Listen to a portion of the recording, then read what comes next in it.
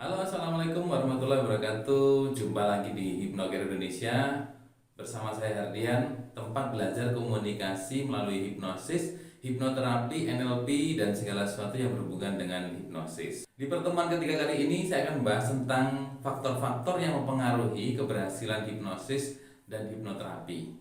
Jadi, simak videonya sampai selesai, jangan di skip.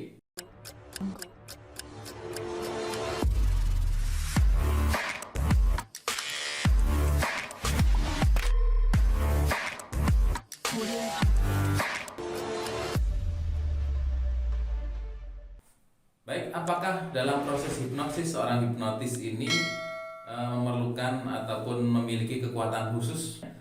Kenapa seorang hipnotis yang berpengalaman ini mudah mengendalikan pikiran orang? Jawabannya sebenarnya sudah disampaikan oleh seorang pakar hipnotis dunia, yaitu Ormond McGill ya.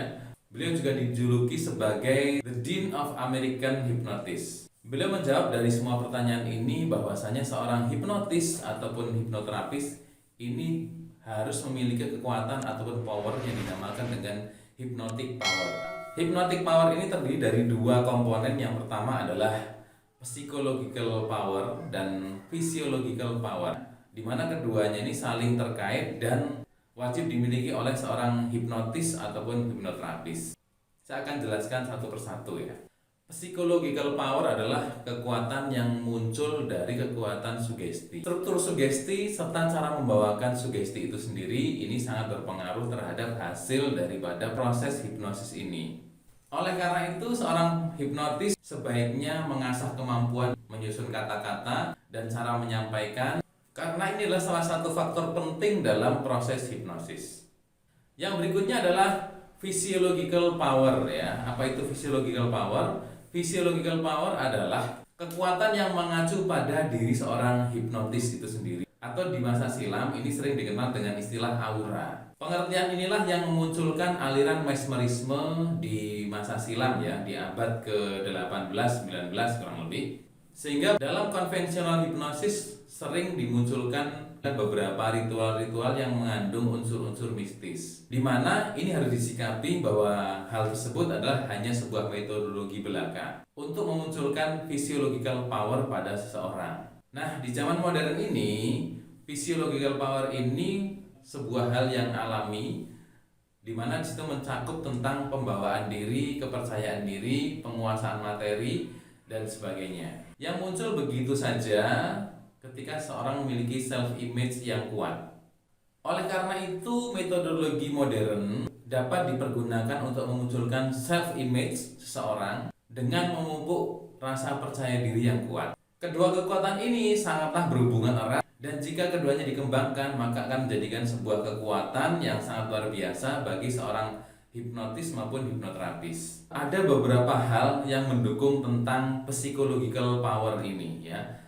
Psychological power ini sangat didukung, yang pertama dari kata-kata ataupun bahasa yang kita sampaikan. Dalam istilah hipnosis ataupun hipnoterapi ini sering muncul dengan istilah scripting atau script ya. Script adalah suatu panduan yang biasanya dimiliki oleh seorang hipnotis ataupun hipnoterapis, baik konvensional maupun modern. Tapi sebagian besar script sudah ada susunannya dan biasa dipakai untuk konvensional hipnosis. Baik metodologi modern maupun konvensional, skrip ini memiliki syarat. Yang pertama adalah mudah dipahami, yang kedua adalah runut atau berurutan, yang ketiga adalah imajinatif, yang berikutnya adalah menggunakan intonasi yang tepat, sugestif, dan berulang. Itulah syarat-syarat daripada skrip. Terkait dengan bagaimana cara membuat skrip, nanti kita akan bahas di pelatihan berikutnya. Bagi yang belum paham metodologi ataupun metode modern ataupun konvensional, simak video kami sebelumnya. Kami sudah tampilkan apa perbedaan hipnosis konvensional maupun modern ya. Faktor berikutnya yang mendukung daripada psychological power adalah kemampuan seorang hipnotis ataupun hipnoterapis ini dalam menentukan sistem nilai seseorang. Jadi pesan ataupun sugesti yang kita sampaikan agar tepat sasaran, sehingga mampu menembus pikiran bawah sadarnya, sehingga sesuatu yang kita sampaikan akan lebih efektif. Saya akan sedikit singgung apa itu sistem nilai. Sistem nilai itu adalah sebuah referensi ataupun suatu keyakinan dari diri seseorang yang konsisten, dia sering pakai itu, kemudian utama dan pertama. Sistem nilai ini terbentuk dari pengalaman seseorang. Contoh sistem nilai yang kuat adalah yang pertama adalah sistem keyakinan tentang agama ya.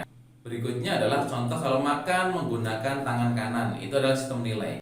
Atau ketika pengen fokus belajar, kalau tidak sambil mendengarkan musik, bagi dia kurang nyaman ataupun apa yang dibaca tidak bisa diserap ataupun dipahami oleh dirinya. Nah, mendengarkan musik inilah sebuah sistem nilai bagi seorang yang sering dipakai, yang konsisten. Setiap kali dia baca, dia pasti akan mendengarkan musik. Dan utama dan pertama, ketika dia ingin baca harus ada musik. Yang berikutnya adalah tentang physiological power ya. Yang pertama adalah kepercayaan diri. Jadi seorang hipnotis ataupun hipnoterapi ini sebaiknya memiliki kepercayaan diri yang kuat. Nanti akan aneh apabila seorang hipnotis ataupun hipnoterapi ini tidak memiliki kepercayaan diri. Jadi kalau ngomong aja bingung ya di depan orang, sehingga membuat kliennya jadi malah berpikir, ini bisa nggak sih terapisnya gitu ya. Physiological power berikutnya adalah selain percaya diri, ada penguasaan materi. Jadi ketika Anda mau menyampaikan terhadap klien, maka harus sudah ada dalam otak Anda ini penguasaan materi. Semakin Anda menguasai materi yang akan Anda sampaikan kepada klien Anda atau kepada siapapun yang akan Anda hipnosis, maka itu akan membuat kepercayaan diri Anda semakin meningkat. Jadi pastikan sebagai seorang hipnotis ataupun hipnoterapis, sebelum Anda bertemu dengan klien atau sebelum Anda ketemu sama seorang, pastikan materi yang Anda sampaikan ini sudah Anda kuasai betul. Ketika mendapatkan pertanyaan ataupun menjelaskan, Anda bisa dengan lebih pede dan lebih tegas lagi.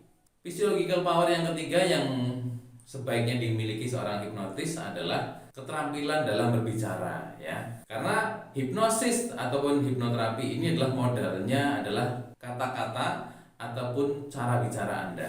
Hipnosis ini adalah senjata utamanya adalah kata-kata. Jadi keterampilan berkomunikasi ini adalah syarat wajib bagi seorang hipnotis ataupun hipnoterapis. Jadi semakin Anda sering ketemu dengan klien, semakin Anda sering praktek, maka percaya diri Anda akan semakin kuat, keterampilan berbicara Anda semakin kuat, dan penguasaan materi Anda akan semakin lancar. Jadi apa yang saya sampaikan tadi, silahkan Anda kuasai, baik psychological powernya ataupun physiological powernya. Jadi pastikan Anda ketika ingin benar-benar menjadi seorang hipnotis ataupun hipnoterapis ataupun seorang pembicara, pastikan Anda memiliki dua kekuatan tadi, yaitu psychological power dan physiological power. Saya akan tambahkan sedikit tentang faktor keberhasilan berikutnya ketika Anda menghipnosis ataupun menghipnoterapi.